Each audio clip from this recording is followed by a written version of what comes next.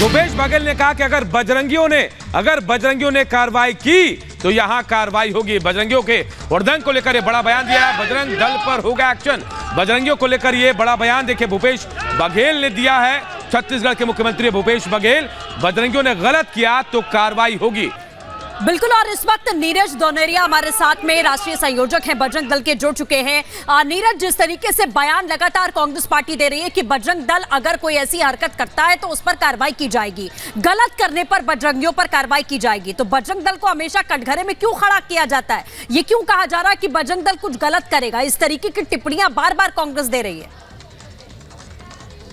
पूरा देश देख रहा है कि कांग्रेस पार्टी ने कितना गलत किया है। बजरंग दल का नाम जो राष्ट्रव्यापी, देशव्यापी, देशभक्त संगठन के रूप में जाना जाता है, देश का बल बजरंग दल के रूप में पहचान रखता है, ऐसे संगठन का नाम इस देश के आतंकी संगठन पीएफआई और जो लश्कर-ए-तोयबा जैसे संगठन और जो जैश-ए-मोहम्मद और जो कि हिजाब से संबंध रखते हैं, ऐसे लोगों के साथ जुड़ने का काम करेंगे तो फिर उसका परिणाम तो गंभीर आएगा ही। नीरज जी, ये कहा जा रहा है कि बजरंग दल को बैन कर देना चाहिए। कांग्रेस के तमाम जो सीनियर लीडर्स हैं इस तरह के बयान लगातार दे रहे हैं।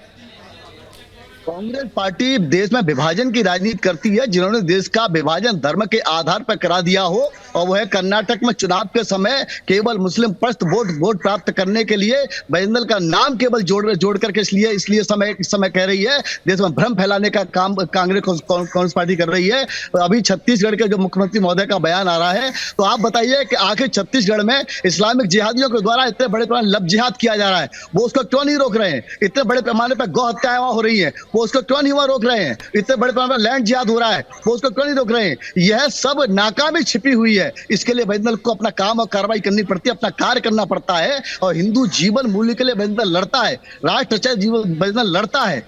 अगर बजरंग दल से काम करता है तो इसीलिए उनके सामने बजरंग दल चट्टान बन के खड़ा हुआ है, इसीलिए उनकी आंखों में किरकिरी बना हुआ है। बजरंग दल किसी से लेकिन आगे अब आप लोग क्या करेंगे? नीरज जी, ये कहा जा रहा है आप लोग अगर कुछ हंगामा करते हैं, कुछ करते हैं तो फिर आप पर एक्शन हो जाएगा। आप लोगों की आगे की रणनीति क्या है? क्योंकि आप पर तो तमाम आरोप लगाए जा रहे हैं, लेकिन इसका जवाब आप लोग कैसे देंगे?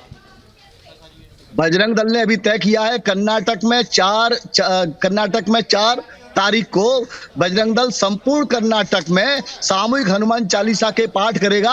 बजरंग दल हर जिले में, प्रखंड में, गांव में सामूहिक हनुमान चालीसा के पाठ करेगा। इसके माध्यम से हिंदू समाज को संगठित करके वहां कर्नाटक में जवाब देगा और उसी का जवाब संपूर्ण भारत में जाएगा। बहुत बहुत शुक्रिया नीरज जी आपका। तो देखिए, बजरंग दल को लेकर जो सियासत हो रही है उस पर क्या कुछ कहा बजरंग दल के जो नेता है वो, लेकिन क्या कुछ भूपेश बघेल कह रहे हैं वो सुनाते हैं।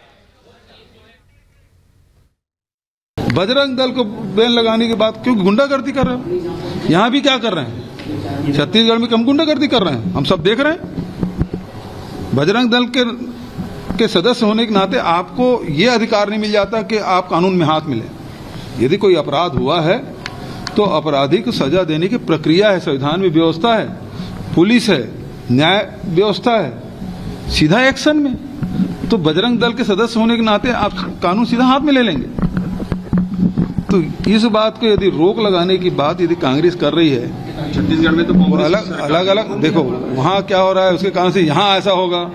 यहाँ की परिस्थिति के हिसाब से यहाँ के बजरंगियों ने कुछ गड़बड़ की तो उसको ठीक कर भी दी हम लोग, है ना। जरूरत पड़ेगी तो यहाँ भी सोचेंगे, लेकिन अभी वहाँ की समस्या के हिसाब से उस प्रदेश के जनप्रतिनिधियों ने, हमारी पार्टी पदाधिकारियों ने जो सोचा है वो उसके हिसाब से। जाको प्रभु दारुण दुख देही, बाकी मति पहले हर लेही। कांग्रेस की मति मारी गई है।